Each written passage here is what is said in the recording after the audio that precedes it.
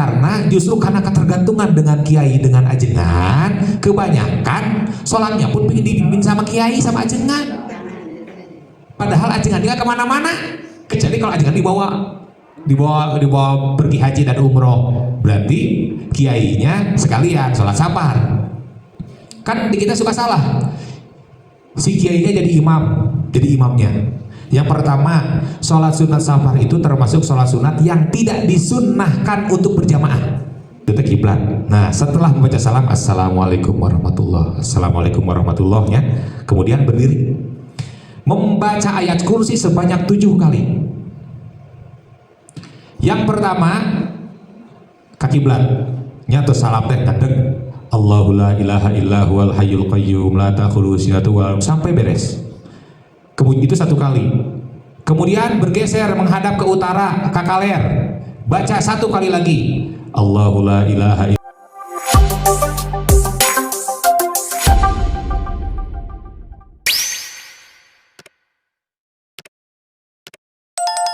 Apa itu sholat safar?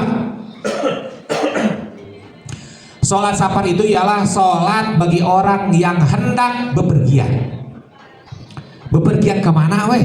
Tidak khusus hanya untuk melaksanakan ibadah haji dan umroh saja. Setiap bepergian itu lebih baik kita melaksanakan sholat baiknya.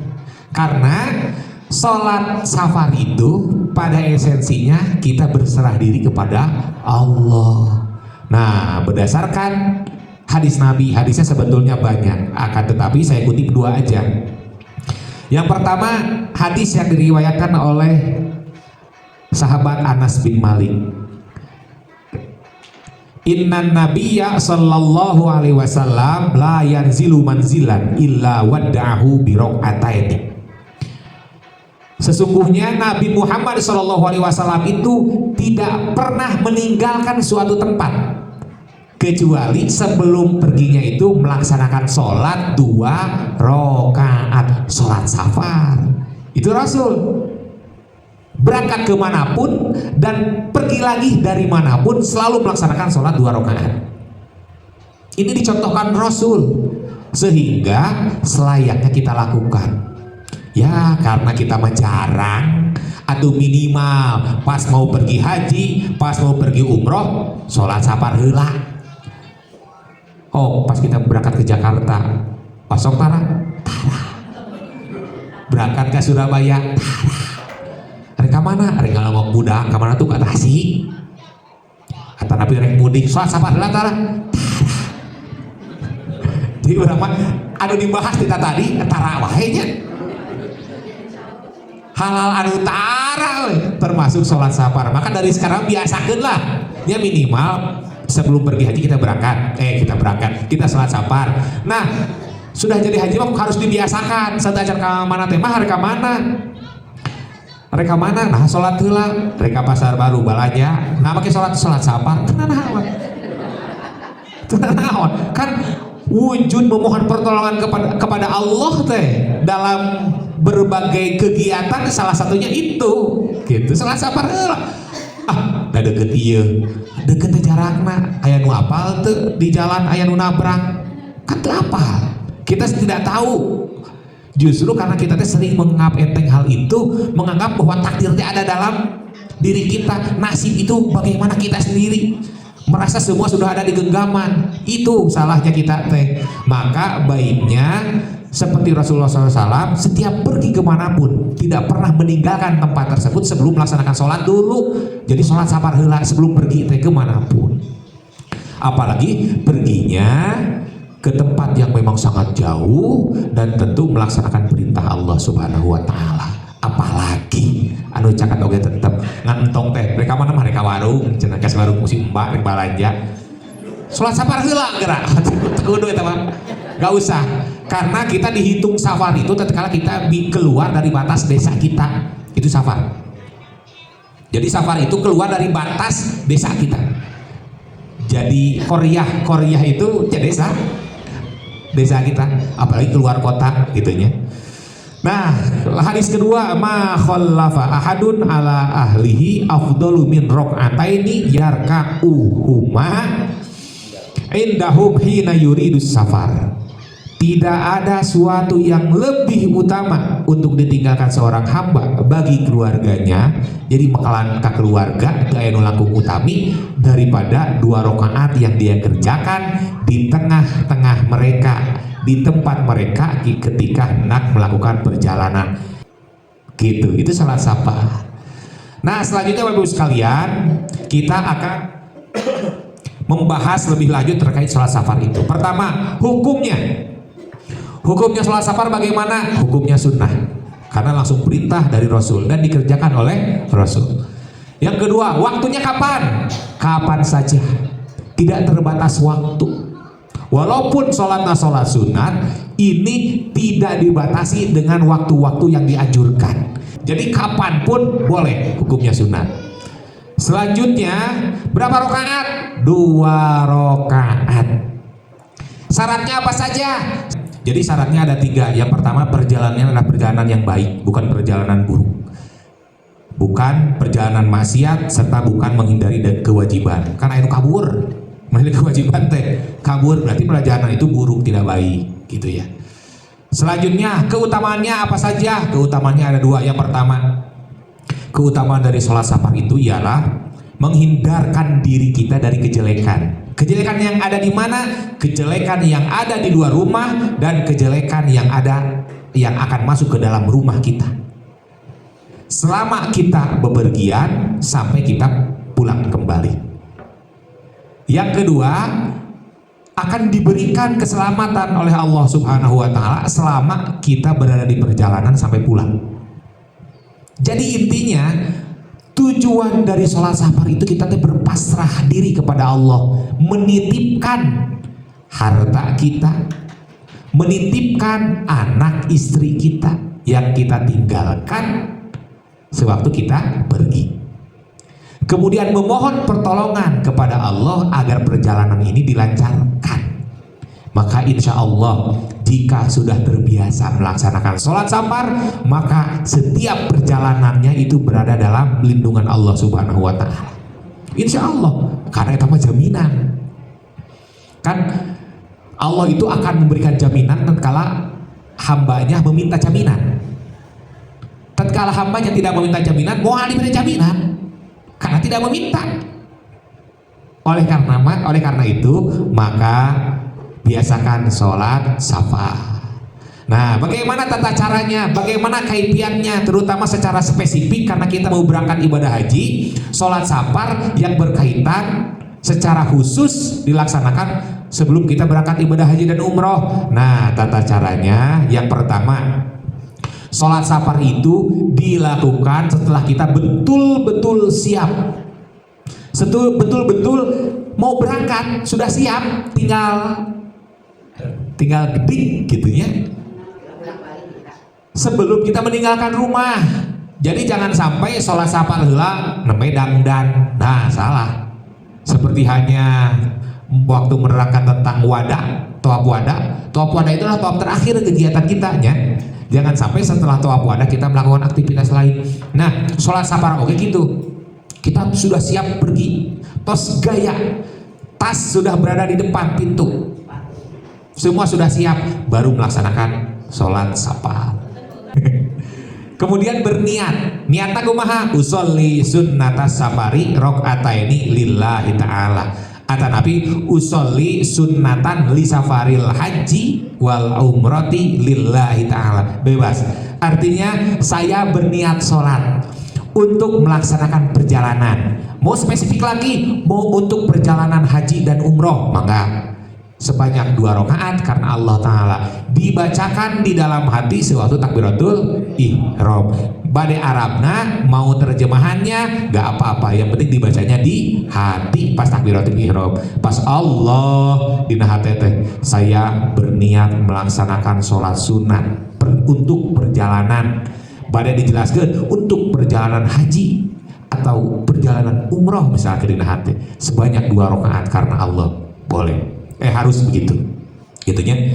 Atau misalkan secara umum untuk perjalanan saja nggak apa-apa, supaya terbiasa misalkan sesudah pulang dari haji teh setiap kemana-mana untuk melaksanakan sholat safar, tidak memakai perjalanan haji nggak apa-apa, yang penting berjalan.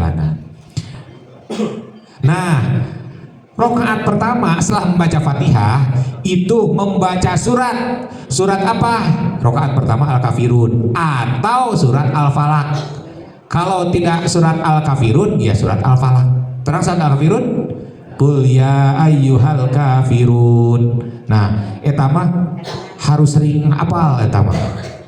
Yang kedua, nya di rakaat kedua setelah membaca surat Fatihah teh membaca surat Al-Ikhlas. Kul huwallah, atau upami hoyong ngerada panjang sekedik membaca surat An-Nas. Jadi kalau rakaat pertamanya surat Al-Falaq, rakaat keduanya berarti surat An-Nas. Kalau rakaat pertamanya surat Qul ya atau Al-Kafirun, maka rakaat keduanya Kulhu atau surat Al-Ikhlas. Nah, membaca surat Al-Ikhlas di rakaat kedua dan Al-Kafirun di rakaat pertama itu sama persis dengan melaksanakan sholat sunat setelah kita tawaf di Maqam Ibrahim, di Hijr Ismail. Sholat sunatnya sama. Rakaat pertama Al-Kafirun Qul ya, rakaat kedua Kulhu Al-Ikhlas. Kemudian selanjutnya setelah membaca salam, kemudian berdiri dan membaca ayat kursi sebanyak 7 kali. Dipraktekeun. Itu teh kiblat. Nah, setelah membaca salam, assalamualaikum warahmatullah, assalamualaikum warahmatullahnya, kemudian berdiri membaca ayat kursi sebanyak 7 kali. Yang pertama ka kiblat, nyata salam teh tandeng Allahu la ilaha illa huwal hayyul qayyum la ta'khudhuhu sinatun wa la nawm sampai beres. Kemudian itu 1 kali. Kemudian bergeser menghadap ke utara, ke kaler. Baca 1 kali lagi. Allahu la ilaha illa huwal hayyul qayyum dan seterusnya sampai beres. Kemudian bergeser, mari ke mana? Ka wetan, ke selatan. Allahu la ilaha illa huwal hayyul qayyum sampai beres. Geser lagi. Kemana? Ke kidul, ke timur. Allahu la ilaha illa, oh itu timur, ya selatan, maaf. Allahu la ilaha illa huwal hayyul qayyum sampai beres. Kemudian kembali lagi ke kiblat tapi tengah. Allahu la ilaha illa huwal sampai beres. Kemudian ke bawah Allahu la ilaha illa mun terus beres namanya ngadep lagi ke kiblat lagi. Ini juga balik ke kiblat, cuman tengadah ke atas, tengadah langsung tunduk ke bawah, langsung menghadap ke depan. Jadi dibaca lagi. Jadi totalnya 7 kali. Totalnya 7 kali.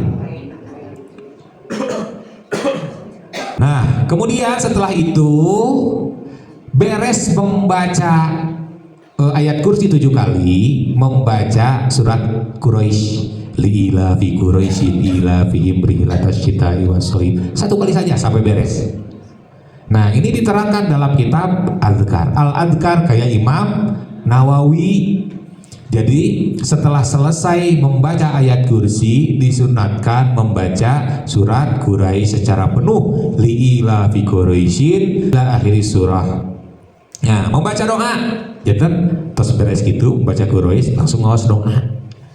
Doa naon? Allahumma ilaika tawajjahtu wa bika tasawtu alidnya. Allahumma kfini ma ahammani wa ma lam ahtamma bihi. Allahumma zawidni taqwa waghfir li dhambi. Allahumma sallimna wa sallim ma ma'ana wa sallim ma ma'ana wa sallim ma ma'ana. Allahumma hfadna wahfad ma ma'ana wahfad ma ma'ana.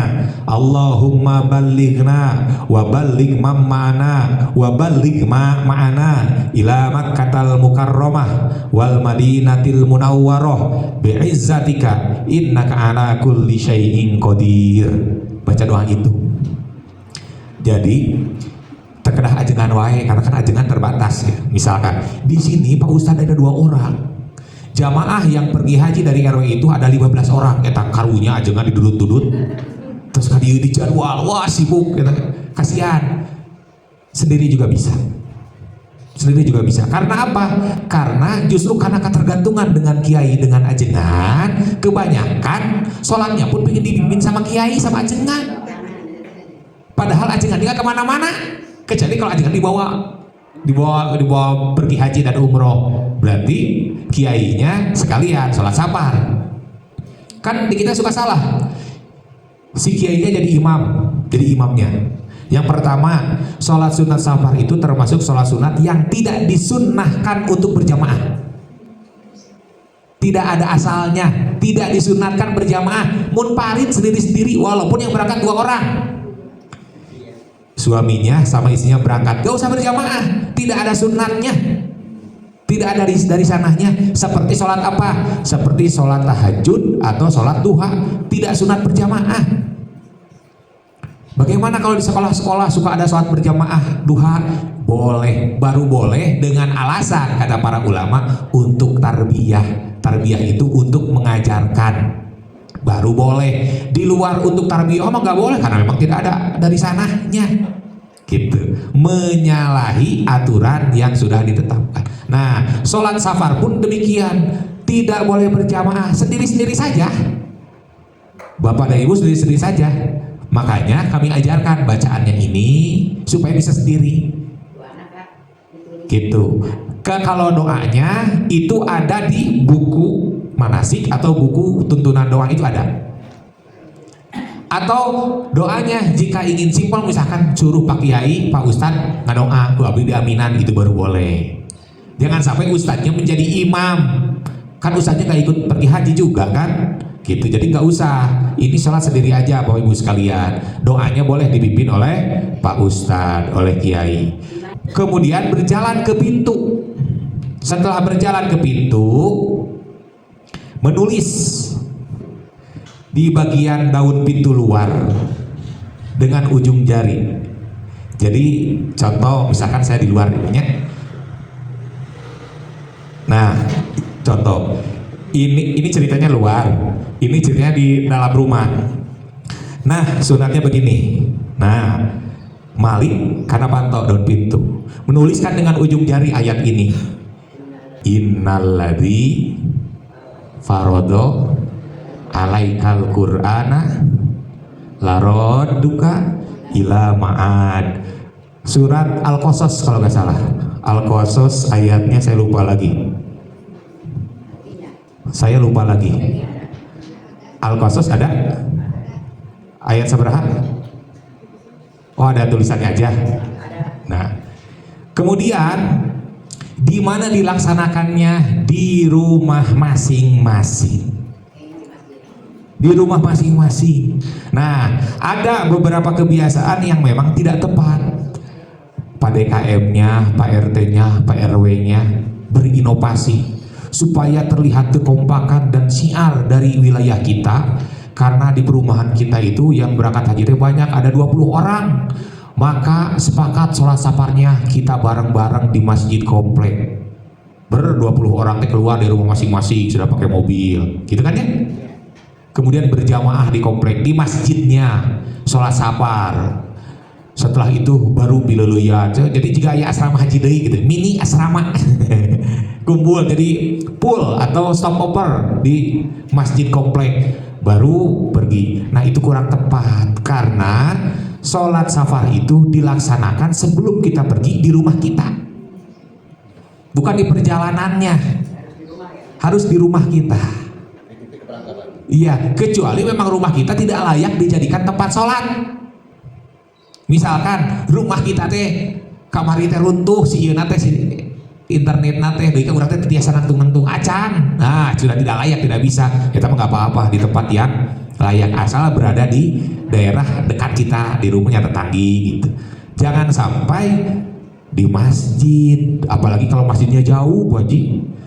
Ke masjid teh kadah kana motor heula, kana mobil heula, tah itu mah iya sudah berangkat gitu mah. Jadi dilaksanakannya di mana? Di masjid. Tatkala kita sudah siap 100%. Malahan mah tos kehampangan, tos nanaon gitulah.